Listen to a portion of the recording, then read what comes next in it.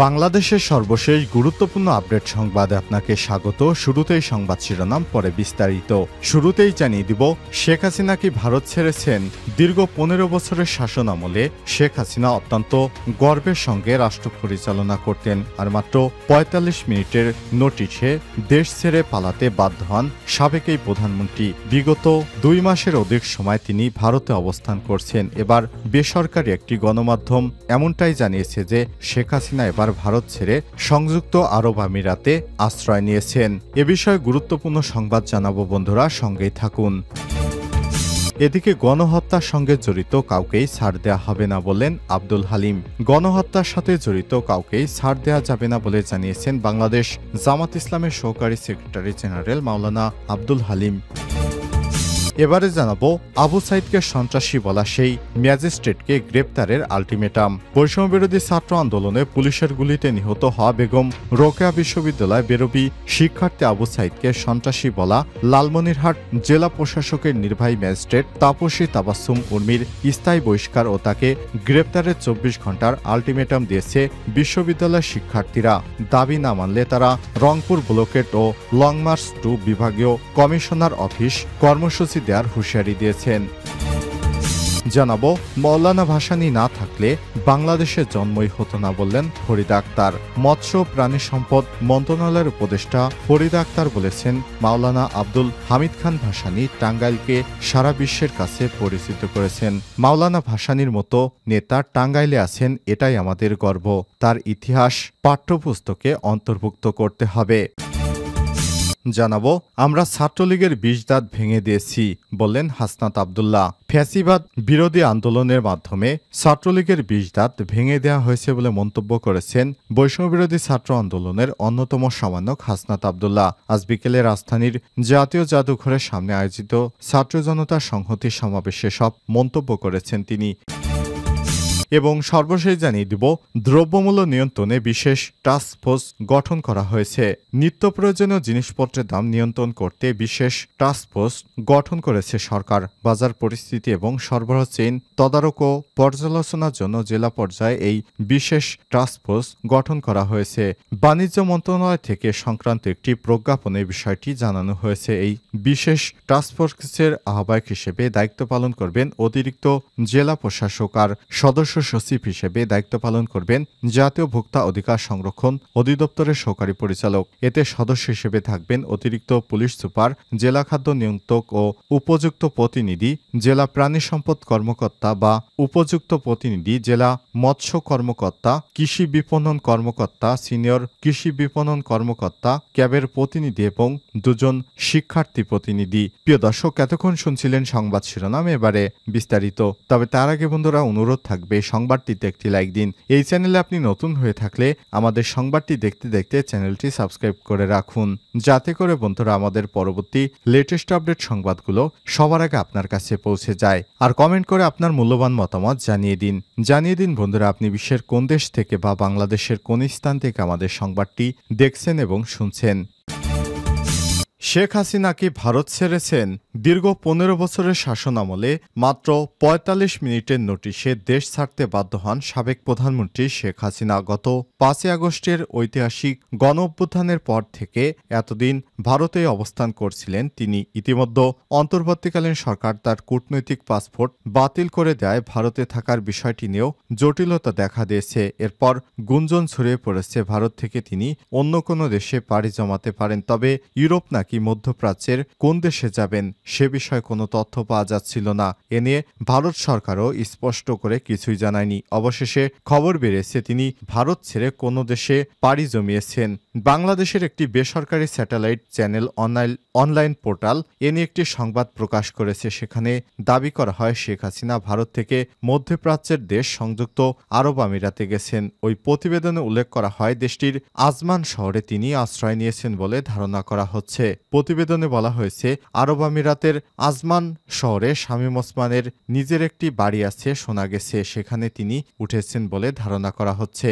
সেখানে আরও উল্লেখ করা হয় শেখ হাসিনা ভারত ছেড়েছেন বলে কয়েকটি সূত্র থেকে জানানো হয়েছে। এর আগে শামীম ওসমানকে দিল্লিতে নিজামুদ্দিন আউলিয়ায় দেখা গিয়েছিল, সেই ছবিও গণমাধ্যমে আসে। এর কিছুদিন পর দুবাইয়ের একটি শপিং মলে দেখা মেলে শামীম ওসমানের। সেখান থেকে ধারণা করা যায় সংযুক্ত আরব আমিরাতেই অবস্থান করছেন শামীম ওসমান। সম্প্রতি আনবির নামবে এক মার্কিন প্রবাসীর সঙ্গে শেখ হাসিনার কথোপকথনের অডিও ভাইরাল হয়েছে। সেখানে শেখ হাসিনাকে বলতে শোনা যায় তিনি দেশের খুব কাছেই আছেন, চট করে দেশে ঢুকে পড়তে পারেন। এদিকে শেখ হাসিনার বিরুদ্ধে দেশে শতাধিক হত্যা মামলা হয়েছে, ফলে ডক্টর ইউনূসের সরকার চায় শেখ হাসিনাকে দেশে ফিরে এনে বিচারের মুখোমুখি করতে।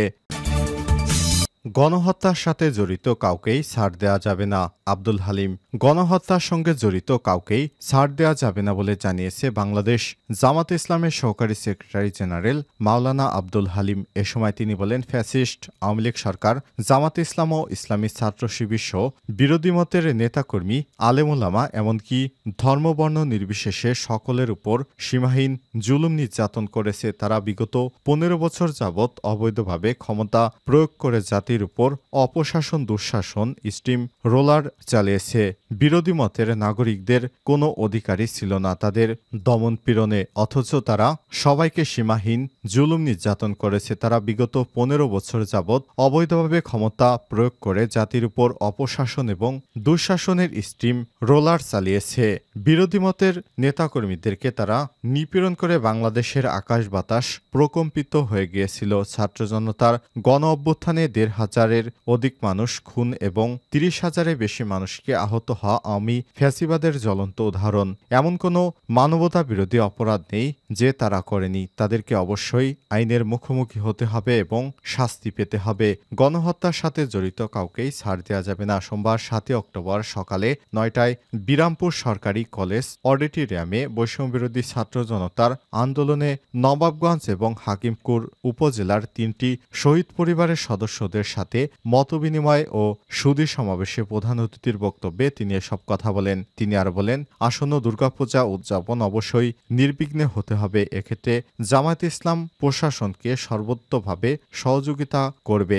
ধর্মীয় উৎসব পালন করা সকল নাগরিকের ধর্মীয় এবং সাংবিধানিক অধিকার। দলমত ধর্ম নির্বিশেষে এসব কিছু বিবেচনা না করে যোগ্যতা, সততা এবং নৈতিকতার ভিত্তিতে সকলের অধিকার নিশ্চিত করতে হবে। চাকরিসহ কোনো ক্ষেত্রেই বৈষম্য থাকা উচিত নয়। ন্যায্যতাই হবে মাপকাঠি। ন্যায় এবং ইনসাফ ভিত্তিক সমাজ প্রতিষ্ঠায় তিনি উপস্থিত সুধীজনের প্রতি উদাত্ত আহ্বান জানান। আবু সাইদকে সন্ত্রাসী বলা সেই ম্যাজিস্ট্রেটকে গ্রেপ্তারের আলটিমেটাম। বৈষম্যবিরোধী ছাত্র আন্দোলনে পুলিশের গুলিতে নিহত হওয়া বেগম রোকেয়া বিশ্ববিদ্যালয় বেরবি শিক্ষার্থী আবু সাইদকে সন্ত্রাসী বলা লালমনিরহাট জেলা প্রশাসকের নির্বাহী ম্যাজিস্ট্রেট তাপসী তাবাসসুম উর্মির স্থায়ী বহিষ্কার ও তাকে গ্রেপ্তারের 24 ঘণ্টার আলটিমেটাম দিয়েছে বিশ্ববিদ্যালয়ের শিক্ষার্থীরা।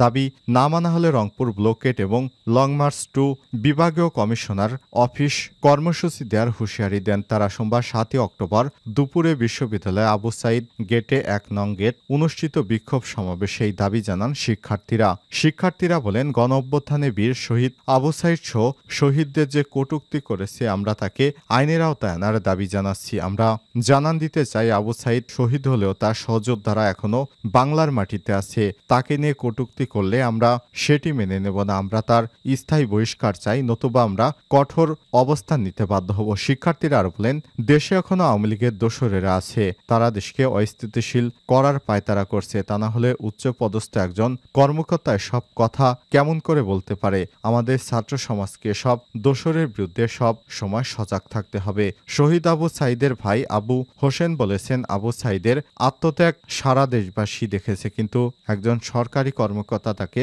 সন্ত্রাসী বলেছে। এই ম্যাজিস্ট্রেটকে স্থায়ী বহিষ্কার করে আইনের আওতায় আনতে হবে। এর আগে শনিবার 5 অক্টোবর দেওয়ার ফেসবুক পোস্টে আবু সাইদকে সন্ত্রাসী আখ্যা দিয়ে উর্মি লেখেন, মানে কত বড় বোকা স্বর্গে আছি এটা শুধু চিন্তা করি। আবু সাইদ বিশৃঙ্খলা সৃষ্টিকারী সন্ত্রাসী একটা ছেলে যে কিনা বিশৃঙ্খলা করতে গিয়ে নিজের দলের লোকের হাতেই মারা পড়ল, সে নাকি শহীদ, এটা এখনো মানা লাগবে। উর্মি আরও লিখেন, আর এই আইন ভঙ্গকারী সন্ত্রাসীর জন্য দেশের অথর্ব অতি প্রগতিশীল সমাজ কেঁদে কেটে বুক ভাসিয়েছে।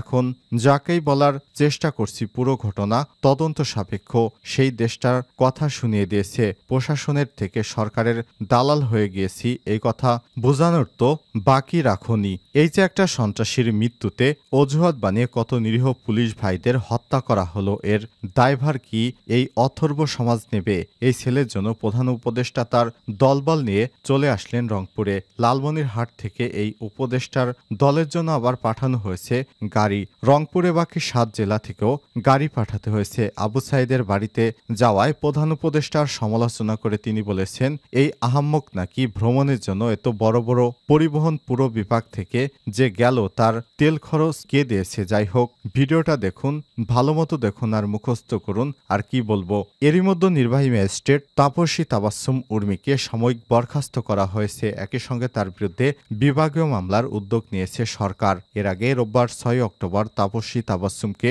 জনপ্রশাসন মন্ত্রণালয়ের বিশেষ ভারপ্রাপ্ত কর্মকর্তা ওএসডি করা হয়েছে। মওলানা ভাসানী না থাকলে বাংলাদেশের জন্মই হতো না, ফরিদ আক্তার।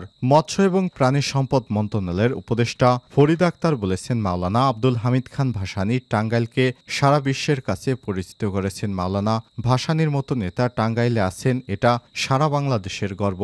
বাংলাদেশের ইতিহাস তিনি সৃষ্টি করেছেন। মাওলানা ভাসানী না থাকলে এই বাংলাদেশের জন্ম হতো না। তিনি ছিলেন মজলুম জননেতা। এই ফারাক্কার বিরুদ্ধে প্রতিবাদ তিনি প্রথম করেছেন। আগামী প্রজন্ম কেন তাকে চিনবে না উল্লেখ করে তিনি বলেছেন, এটা একমাত্র চেনার উপায় হলো পাঠ্যপুস্তকের মাধ্যমে। তাই অবশ্যই মাওলানা ভাসানীর ইতিহাস পাঠ্যপুস্তকে অন্তর্ভুক্ত করার জন্য প্রয়োজনীয় পদক্ষেপ নেয়ার আশ্বাস দেন তিনি। এজন্য যদি মানববন্ধনে দাঁড়াতে হয় তাহলে তিনি অবশ্যই মানববন্ধনে দাঁড়াবেন। সোমবার দুপুরে টাঙ্গাইল জেলা পুলিশ কমিটির সদস্যদের সঙ্গে মতবিনিময় সভায় প্রধান অতিথির বক্তব্যে ফরিদা এসব কথা বলেন। জাতীয় মাছ ইলিশের বিষয়ে তিনি বলেন, বাংলাদেশের ইলিশ মাছের জন্য অত্যন্ত গুরুত্বপূর্ণ জায়গা। আমাদের পদ্মা মেঘনা ইলিশ আছে। বাংলাদেশ থেকে ইলিশ চোরাচালান বন্ধে কোস্টগার্ড, বিজিবি সহ আইনশৃঙ্খলা বাহিনীর সদস্যরা শক্ত অবস্থানে রয়েছে।